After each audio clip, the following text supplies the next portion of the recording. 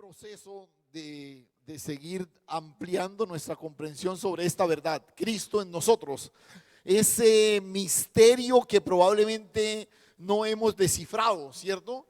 Eso que Pablo dice, ya fue revelado, pero nos cuesta. Y repito, el centro de nuestra preocupación es que es algo que todos creemos, pero que no es tan fácil de verlo, ¿sí? No es tan fácil de verlo. Uno puede ver la persona, ese es un cristiano comprometido con su iglesia, con su familia, no sé qué, y esto y lo otro, pero ¿y Cristo? Recuerde, el desafío es que se vea a Cristo, no que me vea yo. Ese es el reto finalmente.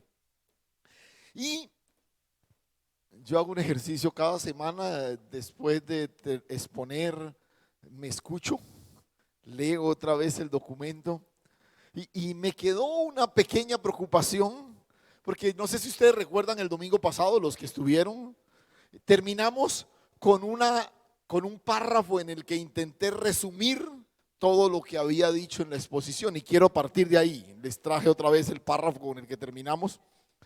Estábamos hablando de cómo crecer en el conocimiento, o sea, cómo crecer en la comunión íntima, cómo desarrollar esa comunión íntima. Entonces terminamos diciendo, recuerda, dijimos, la comunión íntima es posible porque Cristo ha puesto en nosotros el Espíritu de verdad. O sea, el Espíritu de Santo ahora está en nosotros. Recuerde, este fue el párrafo con el que terminamos el domingo pasado, ¿cierto? Ha manifestado su amor en nuestras vidas y nos ha hecho su morada eterna, ¿sí? Esto otra vez es una verdad de esas que nos define como hijos de Dios. ¿Qué hizo el Señor cuando nos abrazó con su gracia? Puso en nosotros su Santo Espíritu. Al poner en nosotros su Santo Espíritu para siempre, estará con vosotros siempre, ¿sí? Manifestó su amor y nos hizo su morada.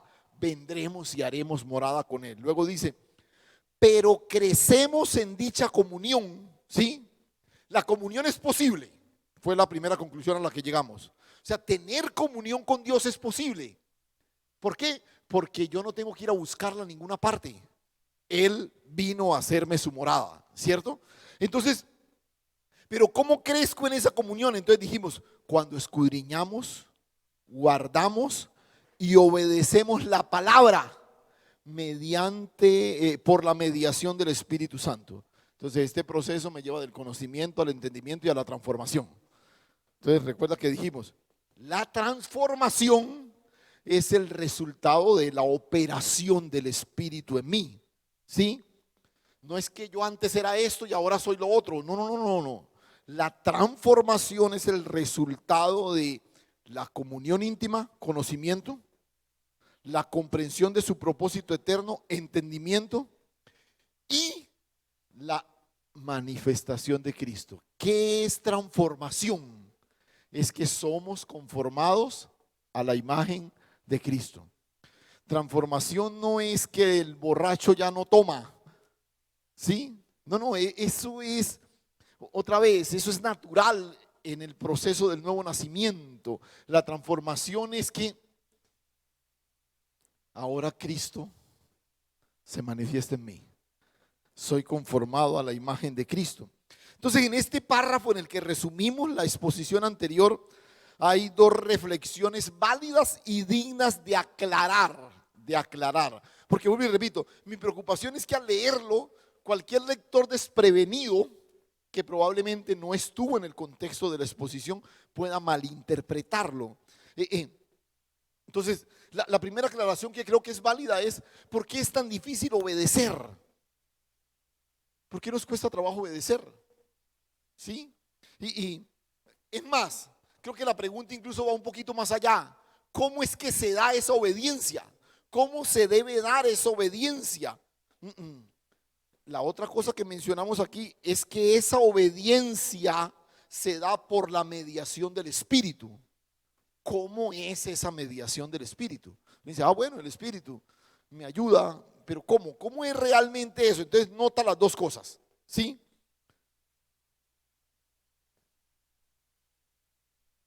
La mayoría de cosas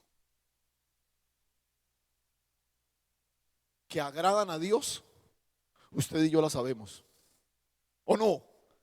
¿Sí? Es más, usted sabe que desagrada a Dios, por ende, ¿cierto? Si lo sabemos, si es tan claro, ¿por qué no lo hacemos? ¿Sí? El asunto está ahí y usted lo sabe. Y usted, mire, pensaba que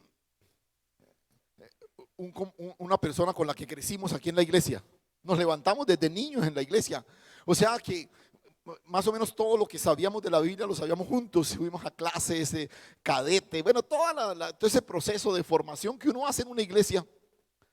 Llegó un momento en el que yo paso a ser parte del liderazgo juvenil, ya hacía parte del equipo de jóvenes y todo, él también asistía al grupo de jóvenes y esto, y en un momento dado él está luchando con una situación de hacer algo que desagrada al Señor.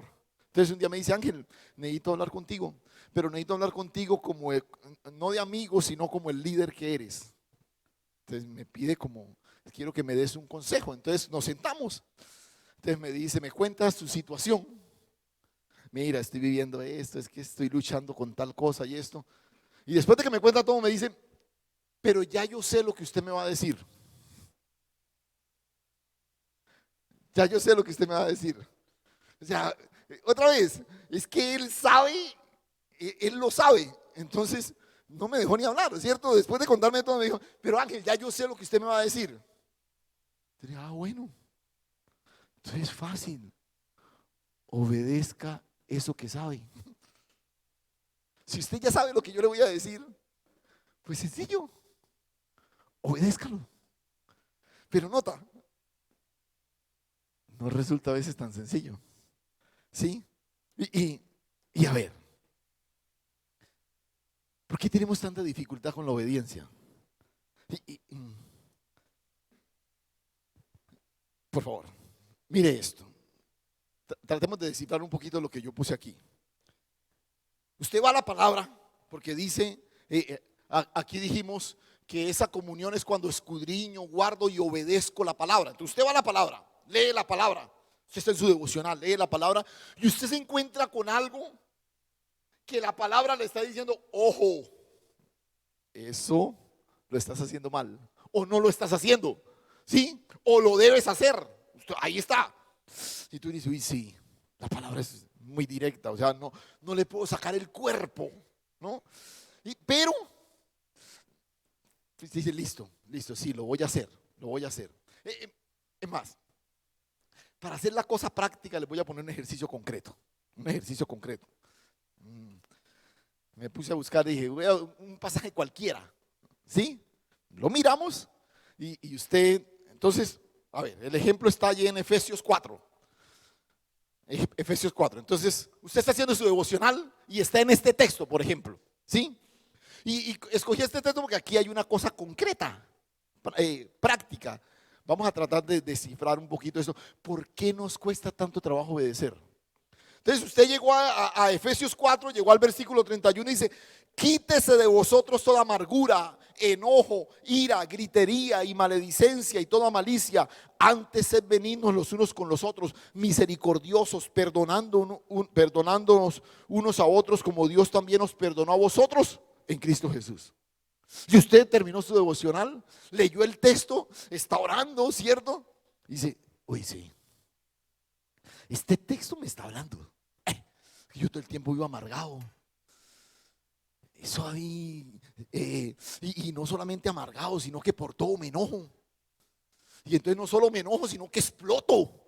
Y exploto en ira. Y a veces hasta con palabras que no son propias de un hijo de Dios.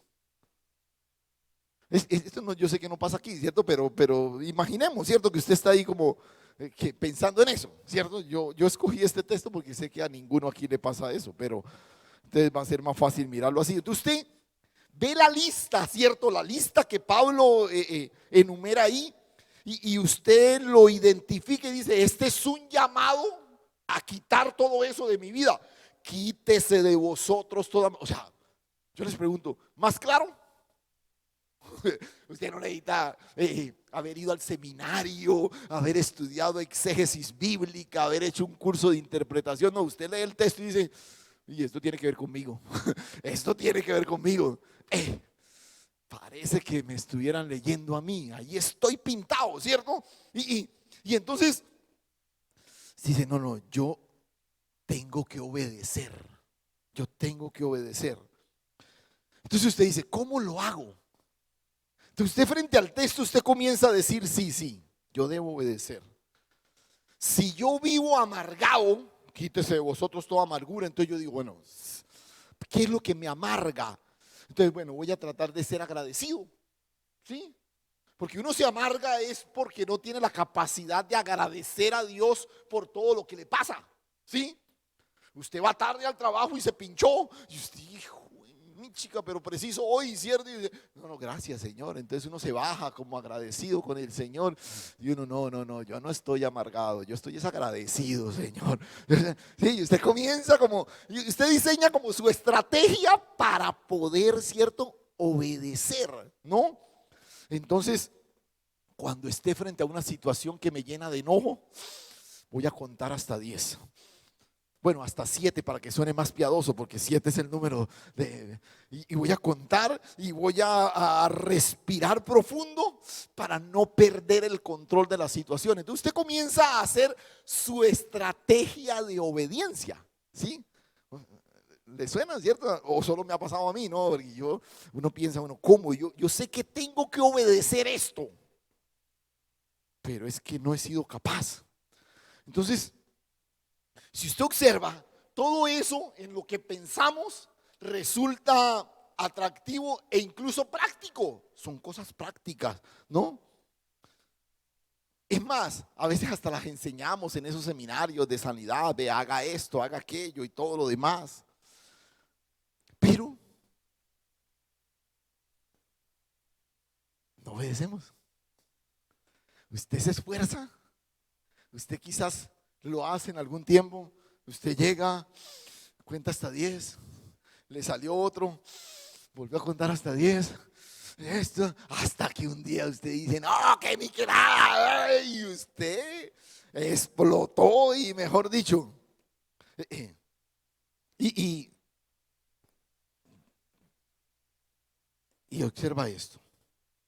Si tú miras el texto, Efesios, este que estamos mirando,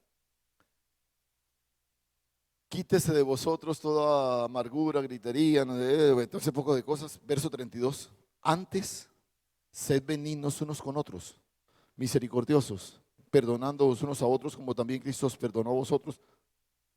A ver, cuando yo miro el texto, casi siempre quedo seducido por aquello que me está afectando. Yo vivo siendo amargado, yo grito, yo me enojo, esto y lo otro. Pero luego el texto dice, antes sed. ¿Ese sed de qué? ¿De ser o de hacer?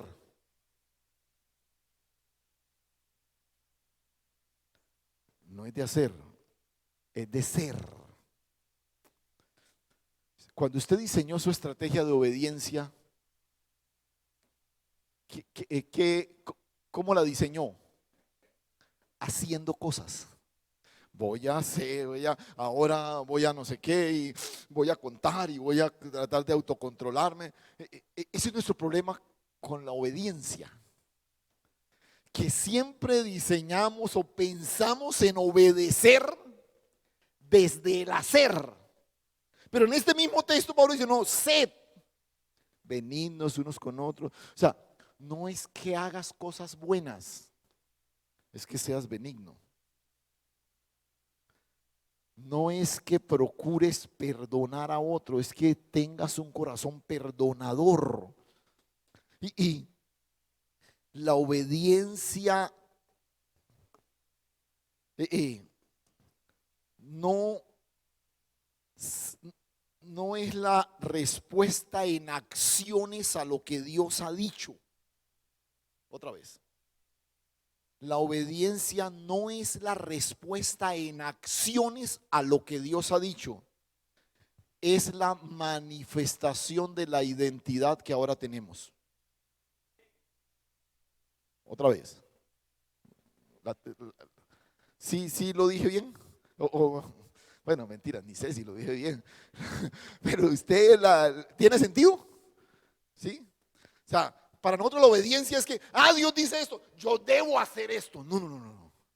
La obediencia no es mi respuesta en acciones. La respuesta es la obediencia es la manifestación de la identidad que ahora tengo. No de la acción que la escritura me demanda, sino de la identidad que en Cristo me fue dada. Amén. Entonces viene la primera cosa, porque hoy estamos hablando de, de entender la obediencia. Ese es el desafío de hoy. ¿Cómo entendemos la obediencia? Entonces aquí viene la primera cosa que quiero dejar en tu corazón. La obediencia no es en el hombre natural. ¿Sí? Y si está tomando nota, tome nota. Yo después le explico de qué se trata esto. Dije, ¿cómo así? Pero téngalo claro ahí. La obediencia no es en el hombre natural. No es en el hombre natural. Y ahora sí, esto que les dije de Efesios, ese era un ejemplo, esa era una ilustración. Ahora sí vamos al texto que vamos a observar en los próximos minutos. Y este texto tiene una ventaja, y es que es uno de los textos que adorna nuestro auditorio aquí. Y es Gálatas 2:20. Gálatas 2:20 y 21. Bueno, allá tenemos solo el 20, Gálatas 2:20, pero vamos a mirar el 2:20 y 21. Yo espero que a estas alturas usted este texto ya se lo sepa de memoria. Si todas las veces que entra lo ve ahí en la pared, imposible que no se lo sepa de memoria, ¿cierto? Con Cristo estoy juntamente crucificado y ya no vivo yo, mas Cristo vive en mí. Y lo que ahora vivo en la carne, lo vivo en la fe del Hijo de Dios, el cual me amó y se entregó a sí mismo por mí. No desecho la gracia de Dios, pues si por la ley fuese la justicia, entonces por demás murió Cristo. ¿Sí? Y recuerde, no olvide que la serie de la que estamos hablando es Cristo en nosotros, ¿no? Y este texto habla específica, concretamente de eso. Con Cristo estoy juntamente crucificado y ya no vivo yo, sino que ahora Cristo vive en mí. Cristo está en nosotros, ¿cierto? Que es, a ver, recuerda, la obediencia no es en el hombre natural. Si yo, con mi propio esfuerzo, a través de algunas estrategias de autocontrol, puedo obedecer, entonces Cristo murió en balde. Eso es lo que Pablo está diciendo aquí. Ojo, escuche. Si yo después de leer el texto digo, y sí, yo debo obedecer eso, hago mi estrategia y no sé qué, y voy a hacer esto, y voy a contar hasta tanto, y voy a morderme la lengua, y voy a no sé qué, porque todos tenemos esto le pasa mucho después de 30 años de casado, uno hace diferentes técnicas, ¿cierto? Para en momentos no reaccionar, y no, yo sé que aquí hay algunos que me entienden. Y después de algún tiempo uno dice, sí, pero es cierto que a veces no, hay circunstancias en que no importa las técnicas que usted aplique, eso no funciona. Hay momentos en que ya todo eso que usted, es como que uno dice, no, pero es que, pero vuelvo y repito, si a través de un diseño, una estrategia de autocontrol y todo, yo puedo lograrlo, entonces Cristo murió en balde. Porque la obediencia no es en el hombre natural. Y, y, y estoy menospreciando la gracia, que es lo que Pablo dice aquí.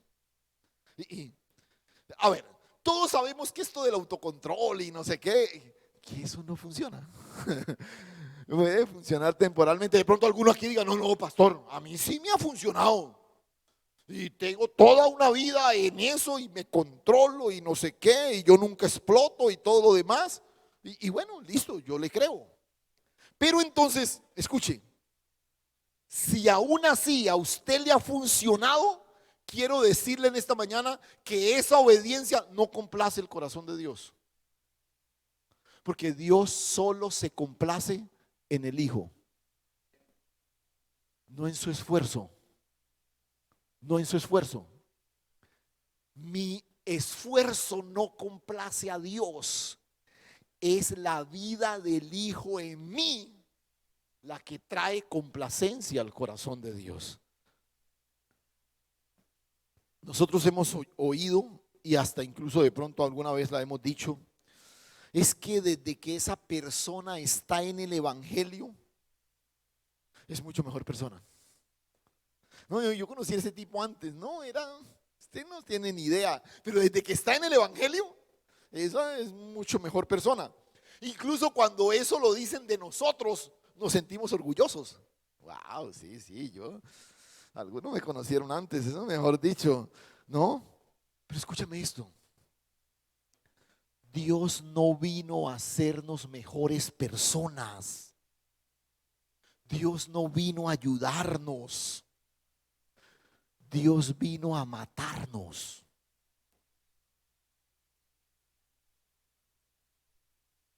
Con Cristo estoy juntamente crucificado. El Evangelio no vino a mejorarte, vino a matarte. Para que ya no vivas tú, sino que Cristo viva a través de ti. Por eso yo les he dicho en muchas ocasiones, vivir el Evangelio no es difícil, no es difícil, es imposible. Que yo no lo puedo vivir, yo no. Tengo que morir. Si yo pretendo vivir la vida cristiana, voy a vivir la frustración de no poder hacerlo porque es imposible. Es imposible. El Evangelio no mejora nuestra vida, el Evangelio nos da una nueva. ¿Sí? Es un nuevo nacimiento, de eso se trata. De eso se trata. Entonces, ojo, recuerden, primero la obediencia, y vamos a ampliar un poquito esto, pero quiero pasar a la segunda afirmación. Entonces, lo primero es que la obediencia no se da en el hombre natural. No se da en el hombre natural. Así usted sea el duro, pues. No, y a mí las estrategias que diseño me funcionan. Y yo descubrí que hacía esto mal y ya ahora ya lo tengo bajo control.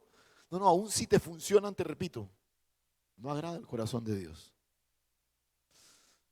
Porque incluso nuestras mejores obras delante de Él son ¿qué?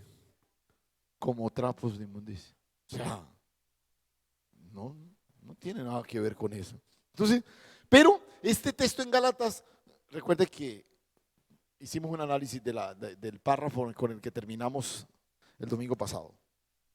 Y el escenario de la auténtica comunión es la cruz.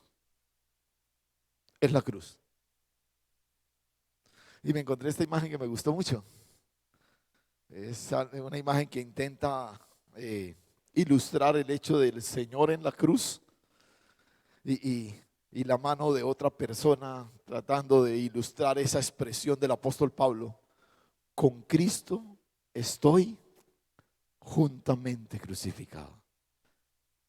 O sea, hablamos de que la comunión se da desde la Escritura, sin duda, por la mediación del Espíritu, sí, pero el escenario en el que esa comunión se da no es el rinconcito bonito de la casa con las velas y la música, no, es la cruz. Es la cruz. Es a donde estoy llamado a ir todos los días. Esa dinámica de verdadera comunión íntima se da en la cruz. Ir a la escritura, leerla, escudriñarla. La mediación del Espíritu que está en mí coloca a mi alcance el testimonio de Cristo. Yo identifico a Cristo en la escritura por la obra del Espíritu, porque Él da testimonio de Cristo, ¿sí? Pero cuando yo recibo ese testimonio de Cristo en la escritura, eso me debe llevar ¿a dónde? ¿A dónde? A la cruz. A la cruz. El gran desafío de la palabra es poder verme, cierto, crucificado juntamente con Él. Voy a citar otra vez el ejemplo que usamos al principio, el de Efesios, ¿cierto? Quítese de vosotros toda amargura, no sé qué, y esto.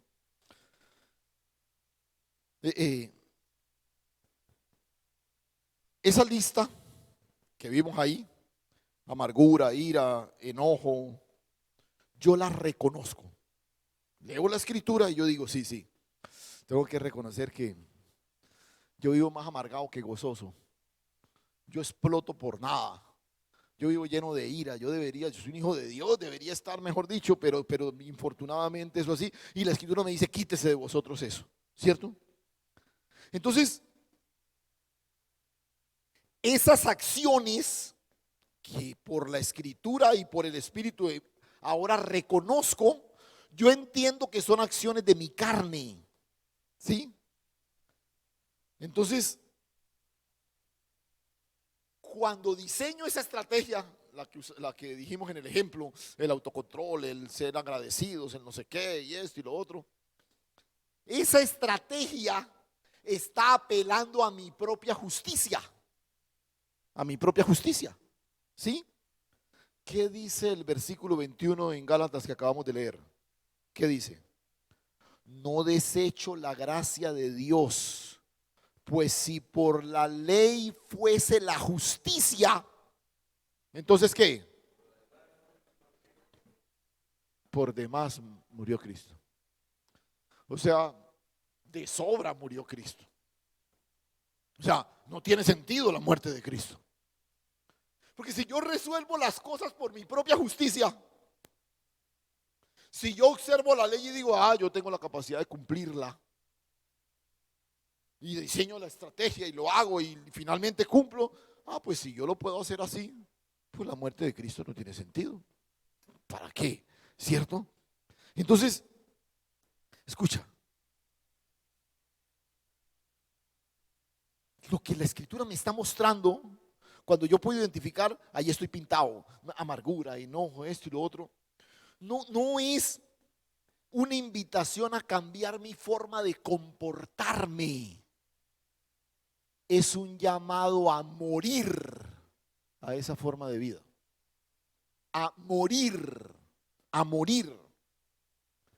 Es entregarme, es rendirme, es reconocerme incapaz. Pues sí. Yo vivo amargado, pero de ahora en adelante y voy a hacer y yo sé y el Señor me va a... No. Reconozca delante de Dios, Señor, no soy capaz. Efectivamente, ese soy yo. Un amargado, un iracundo, una persona que todo el tiempo se enoja. Ese soy yo, Señor, aquí estoy. No puedo más. No puedo más. Y me entrego y muero. ¿Ves lo diferente? ¿Ves lo diferente? Porque mi primera tentación es ver cómo lo resuelvo. Pero el verdadero llamado de la escritura no es a que tú lo resuelvas. Escúchame, ya fue resuelto. Ya fue resuelto. Pero tienes que morir. Con Cristo estoy juntamente crucificado. La íntima comunión con Dios no saca el campeón que hay en mí. Oh, y ahora sí, he estado en intimidad con el Señor y ahora sí, ¿cierto? No es que la íntima comunión con el Señor muestra una mejor versión de mi personalidad. No, no, la íntima comunión con el Señor me mata. Ya no vivo yo. Si nosotros hemos sido adoctrinados por un evangelio que nos invita a ser campeones, a comernos el mundo, ya no, no, no. Pero la esencia del evangelio no es que saques el campeón que está en ti, es que mueras para que Cristo se manifieste. Esa es la única forma como esa verdad gloriosa se manifiesta. ¿Cuál verdad? Que Cristo está en mí. Esa es la única forma. Recuerda que este fue el dilema con el que empezamos esta serie. ¿Por qué si Cristo está en mí no se nota? ¿Por qué si Cristo está en mí solo me veo yo? Porque esta es la única forma. Esta es la única forma. Que ya no viva yo. Cristo está en mí, pero se manifiesta cuando yo no vivo. Cuando yo no vivo. Este es el gran desafío de la fe. Recuerda, te lo he ilustrado en otras ocasiones. Por eso me fascina ese juego. No es que lo juegue muy bien, pero me fascina el dominó. Porque en el dominó gana el que pierde todo. El que se queda sin fichas. Si al final del juego te quedaste con una, con dos, pues no, ¿gana quién? El que las pone todas. Ese es el que gana. Ese es el desafío de la fe. Incluso el Señor lo dijo así de manera directa, ¿cierto? De manera concreta. Ahí en Mateo 16:25, un texto que también hemos citado muchas veces. Porque todo el que quiera salvar su vida, ¿qué? La debe perder. Y el que pierda su vida por causa de mí, dice el Señor, ¿qué? La hallará. Si tú quieres salvar su vida, la vas a perder. La vas a perder. Si tú eres el campeón, el duro, la vas a perder. Pero si tú la pierdes en Él, la hallaste. La encontraste. Porque ¿qué aprovechará el hombre si ganara el mundo y perdiere su alma? ¿O qué recompensa dará al hombre por su alma? Pero el texto dice eso. Así de sencillo.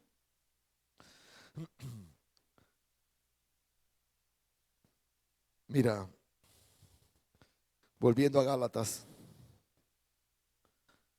Pablo define el escenario de la comunión que me lleva a manifestar a Cristo como la cruz.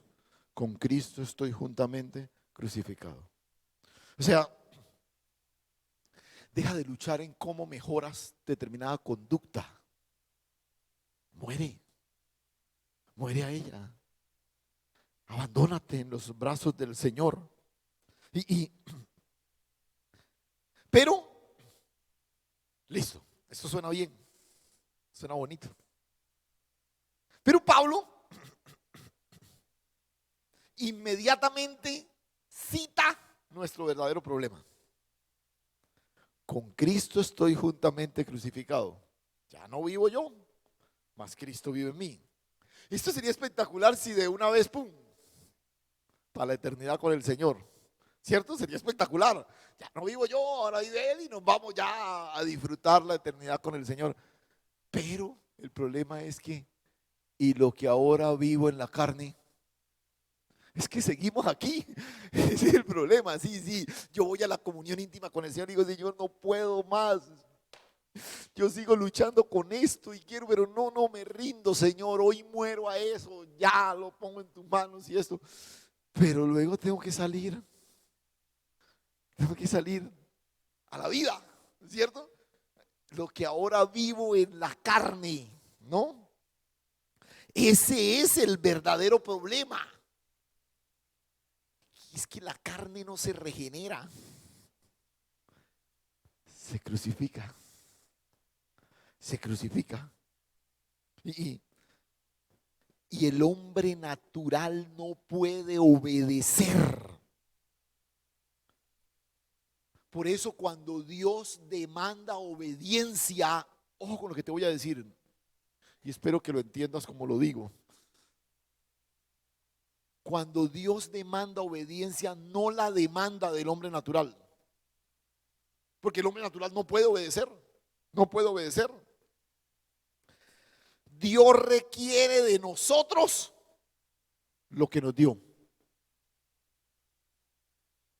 Cuando Dios te demanda obediencia, te demanda desde lo que te dio. ¿Qué nos fue dado? Cristo. La gracia de Dios, que es Cristo Jesús. La vida eterna, que es Cristo Jesús. La salvación, que es Cristo Jesús. O sea, cuando Dios viene a ti demandándote obediencia, no te la demanda del hombre natural. No, no, te lo demanda desde lo que te dio. O sea, ¿qué es finalmente lo que Dios demanda de mí cuando me llama a la obediencia? Que yo manifieste a Cristo. Manifieste a Cristo. A mí me fue impartida la vida de Cristo. Entonces es desde el Hijo que Dios espera que yo obedezca. Pero el asunto es que la carne sigue ahí. Pero el apóstol no esquiva el tema de la carne. Al contrario, lo aborda de frente. Y lo que ahora vivo en la carne, mire, nosotros no tenemos problema con lo que ha ocurrido en el espíritu. ¿O sí? No. Nosotros hemos sido alcanzados por la gracia de Dios. Hemos recibido vida eterna. Estamos sentados en lugares celestiales juntamente con Cristo. Amén. Eso es espectacular. O sea, ¿o alguno duda de eso? Si alguien duda, denúncielo. ¿Cierto? Y estamos los delitos electorales, también los delitos espirituales. La incredulidad, por ejemplo. No, no, eso lo tenemos claro. O sea, con eso no tenemos problema. El problema es nuestro día a día. El problema es ese desafío de vivir en la carne, ¿no? ¿Cómo vivo en la carne? Porque es que sigo aquí, ¿sí?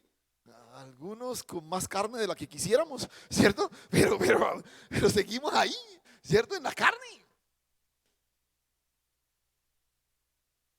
Antes de mirar específicamente lo que el apóstol Pablo dice ahí en Gálatas, hay un texto paralelo, pero es muy interesante. No sé por qué me seduce tanto este texto.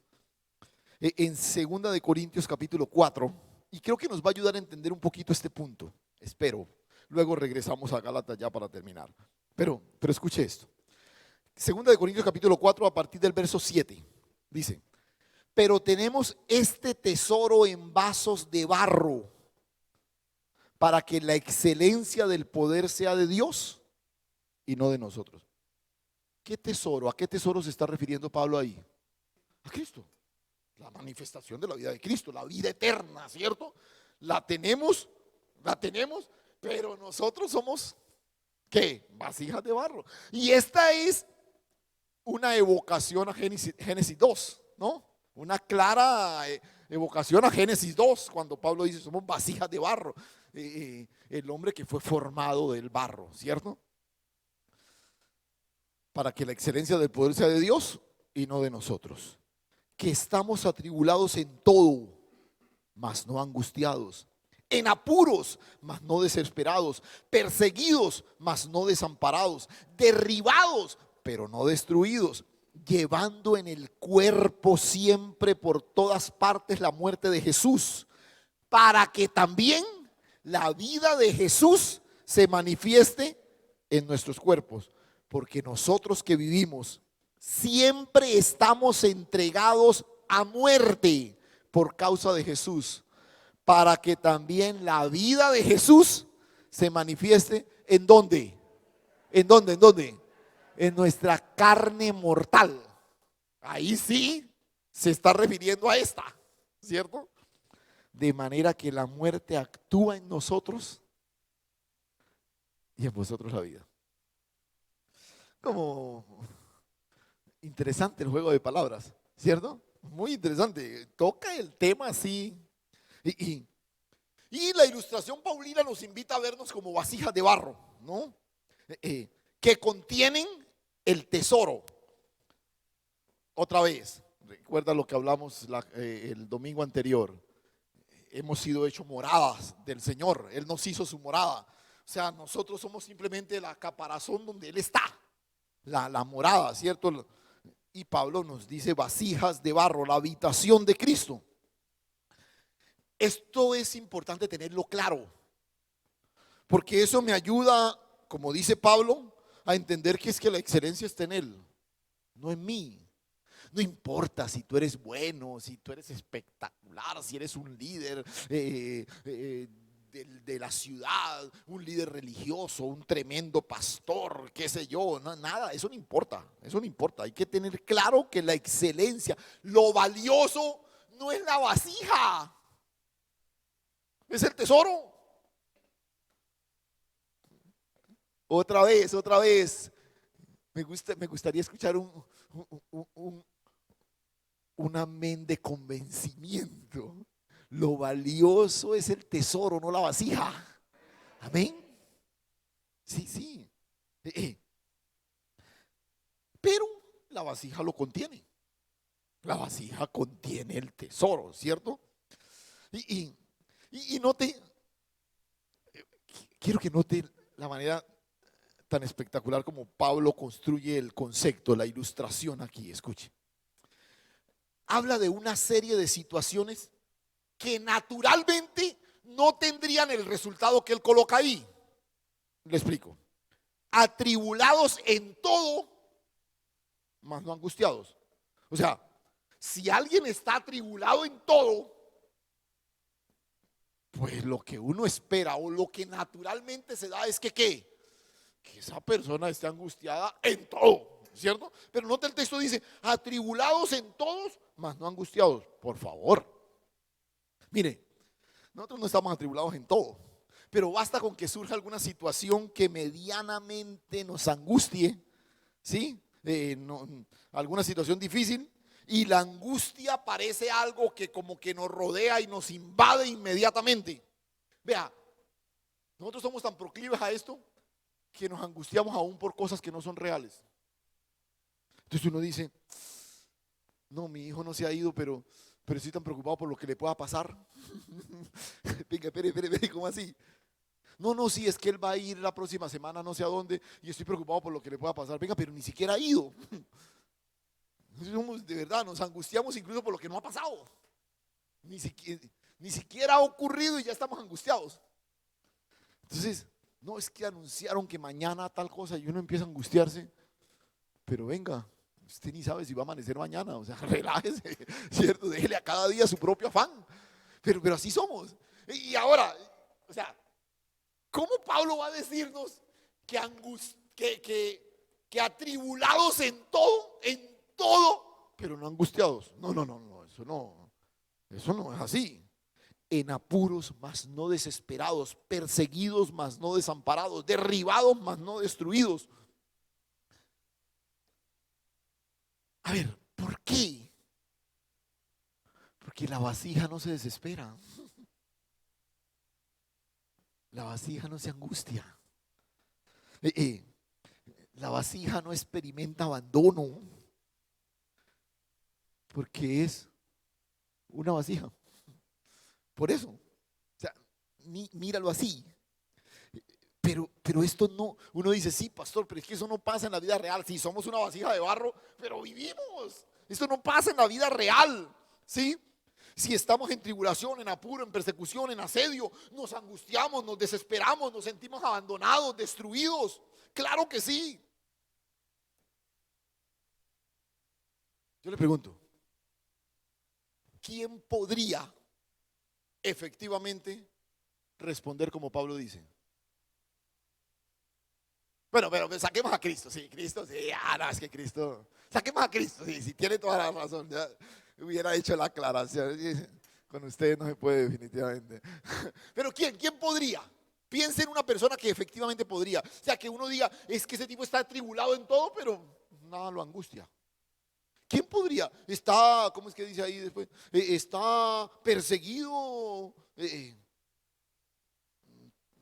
derribado, destruido, pero no derribado. O sea, ¿quién? Un muerto. Un muerto. Es el único. Porque si mientras estemos vivos, o sea, usted, vea, usted vaya a un cementerio. La paz es impresionante. Nadie está angustiado. Nadie está preocupado por la hora. Solo el que cuida ahí para que el país sepa la casa, pero los que están ahí, ¿no? Ellos no están angustiados si mañana va a llover, si va a quedar de concejal no sé quién, si el alcalde que va a ser elegido va a ser no sé. No, no, no.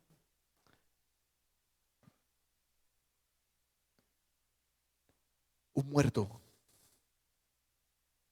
No les preocupa nada de eso. Entonces cuando Pablo hace esa descripción, es que alguien atormentado en todo, pero no angustiado, no tiene que estar muerto. Así.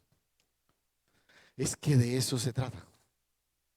Con Cristo estoy juntamente crucificado.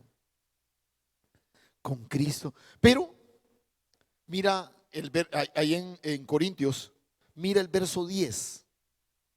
Llevando en el cuerpo siempre por todas partes la muerte de Jesús, para que también la vida de Jesús se manifieste en nuestro cuerpo. O sea, el desafío de la comunión, que tiene que ver con conocimiento, no es cuánto sabe usted, sino cuánto muere usted.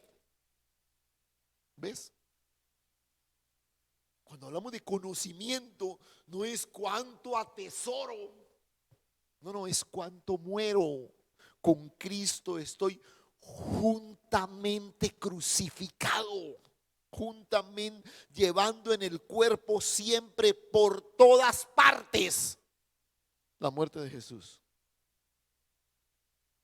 O sea, si algo debe caracterizar al cuerpo de Cristo, no es el número, no son los edificios, no es el impacto, no es la cantidad de políticos que pongan. No, si algo debe caracterizar al cuerpo de Cristo, es las marcas de su muerte, llevando por todas partes la muerte de Jesús. Porque sólo así la vida de Jesús se manifestará en el cuerpo. ¿Por qué la iglesia no es la manifestación del cuerpo? Porque nos hemos centrado en el hacer y no en el ser. ¿Recuerda el ejemplo de Efesios con el que empezamos? Entonces la iglesia hoy hace tantas cosas que nos hacen visible a nosotros, pero no visibilizan a Cristo. Porque Cristo solo es visible cuando yo muero. Cristo solo es visible cuando yo muero. Ya no vivo yo, Cristo vive en mí. Porque si vivo yo, Cristo no se manifiesta, no se ve. Y viene la última expresión que quiero dejar contigo en esta mañana. La manifestación de la nueva vida se experimenta mientras morimos cada día.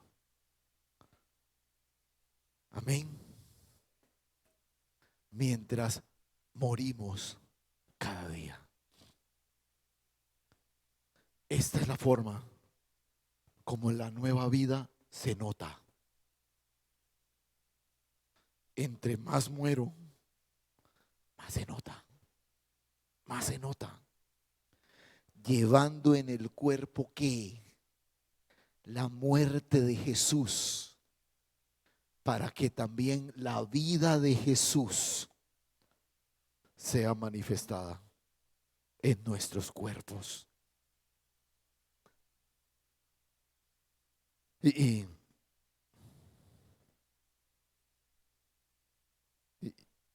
y mira ahí mismo en Corintios,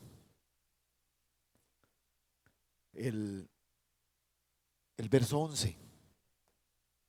Porque nosotros que seguimos aquí, siempre estamos entregados a muerte.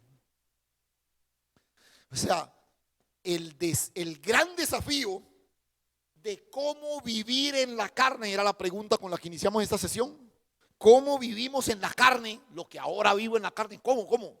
El gran desafío de cómo vivir en la carne es estar entregado todos los días a muerte. A muerte. Porque nosotros que vivimos siempre estamos entregados a muerte por causa de Jesús. ¿Para qué? Para que la vida de Jesús se manifieste en nuestra carne mortal. Mire el verso 12. De manera que la muerte actúa en nosotros y en vosotros la vida. O sea, la muerte de Cristo es un asunto que nos posicionó en un propósito eterno. Yo sigo aquí en esta carne. Pero el gran desafío es que aún esta carne, como dice el final del verso 11, también manifieste la vida de Cristo. Porque escúcheme algo. Tú fuiste alcanzado por la gracia de Dios. Dios te dio una salvación eterna. Estás sentado juntamente con Cristo en lugares celestiales. Yo te pregunto, ¿tu vecino puede ver eso? Ni nosotros lo vemos. Nosotros estamos convencidos por el Espíritu de que eso es una realidad, de que es una verdad que nos gobierna. Pero, ¿qué oportunidad tiene tu vecino de ver a Cristo en ti? ¿Que algún día tenga una visión y te vea en lugares celestiales con Cristo? No. ¿Qué es lo que tu vecino ve de ti? A ti, la carne, ¿cierto? Tu vecino te ve salir toda la mañana a hablar con él, la carne, ¿cierto? Tu vecino te ve a través de tu carne. O sea, la única forma de que tú muestres a Cristo a los que están a tu alrededor es que lo muestres ¿dónde? En la carne. Por eso Pablo termina aquí diciendo, al final del verso 11, escuche, para que también la vida de Jesús se manifieste en nuestra carne mortal. O sea, esta. De manera que la muerte actúa en nosotros, pero también la vida. O sea, esta es la dualidad en la que nos movemos todo el tiempo. Morimos para que la plenitud de la vida de Cristo lo llene todo. Lo llene todo. Yo muero a ese carácter explosivo que tengo y entonces Cristo toma el control de mi carácter. Yo muero a esa impaciencia que, ¿sí? Porque otra vez, no es tu paciencia la que le agrada a Dios. Dios no necesita tu paciencia, necesita la paciencia de Cristo en ti. Porque mi paciencia tiene límites, la de Cristo no. Entonces cuando yo muero a mi impaciencia, Cristo toma el control de esa área de mi vida. Esto es lo que Pablo describe aquí. La dinámica de cómo vivo en la carne es la dinámica en la que todo el tiempo muero para que la plenitud de la vida, ¿recuerda lo que dijo Juan? Él crece mientras que yo ¿qué? Vengo. Esa es la dinámica. Y esto sigue la misma línea del argumento de Gálatas. Escucha.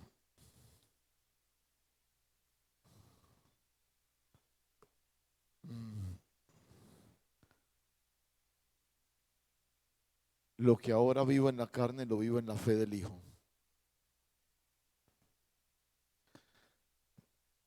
Yo prefiero mejor después profundizar un poquito más esto.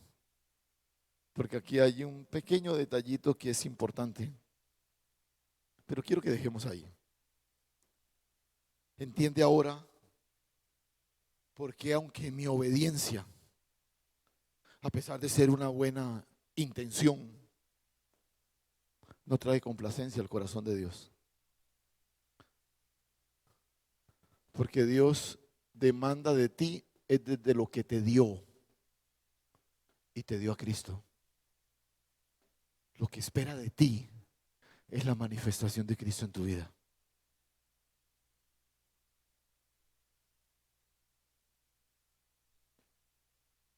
O sea, no hago nada. Sí, realmente no hago nada. O lo hago todo. Escuche, cuando miramos el texto de Efesios, el asunto no es cómo ahora no me amargo, no me lleno de enojo. No. ¿Cómo ahora muero para que Cristo tome el control de esas expresiones nocivas de mi carácter que no soy capaz de poner bajo control? Cierra tus ojos un momento.